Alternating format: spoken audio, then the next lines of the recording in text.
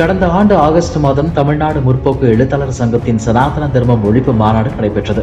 அதில் பேசிய அமைச்சர் உதயநிதி ஸ்டாலின் சனாதன தர்மத்தை ஒழிக்க வேண்டும் என்றார்.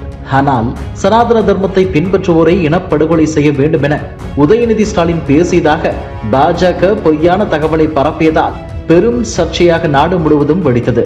உதயநிதியின் சனாதன தர்மம் ஒழிப்பு பேச்சுக்காக பல்வேறு மாநிலங்களில் வழக்குகள் தொடரப்பட்டன. உச்சநீதிமன்றத்திலும் வழக்குகள் நிலுவையில் உள்ளன.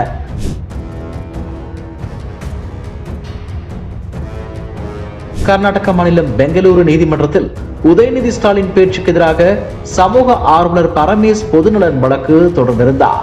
இந்த வழக்கில் உதயநிதி ஸ்டாலினை ஜூன் 25 நேரில் ஆஜராக பெங்களூரு நீதிமன்றம் உத்தரவிட்டிருந்தது. இதையடுத்து இன்று பெங்களூரு 42வது கூடுதல் தலைமை மெட்ரோபாலிட்டன் மேஜிஸ்திரேட் முன்பாக அமைச்சர் உதயநிதி ஸ்டாலின் ஆஜரானார். இன்றைய விசாரணையின் போது அமைச்சர் உதயநிதிக்கு பெங்களூரு நீதிமன்றம் நிபந்தனை ஜாமீன் வழங்கியது. மேலும் இந்த வழக்கின் விசாரணை ஆகஸ்ட் 8 ஒத்திவைக்கப்பட்டது.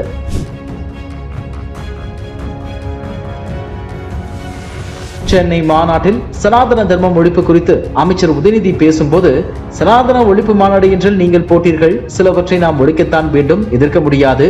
கொசு, டெங்கு காய்ச்சல், மலேரியா, கொரோனா இதையெல்லாம் நாம் எதிர்க்க கூடாது, ஒழித்து கட்ட வேண்டும். அப்படித்தான் இந்த சனாதனம். சனாதனத்தை எதிர்ப்பதை விட ஒழிப்பதை நாம் செய்ய வேண்டிய முதல் காரியம்.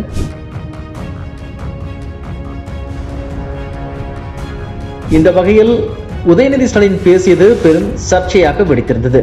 இந்த நிலையில் நிபந்தனை ஜாமீன் வழங்கியது நீதிமன்றம். அதாவது பிணை தொகை 1 லட்சத்தை செலுத்த வேண்டும் என்றும் நீதிமன்றம் உத்தரவிட்டுள்ளது.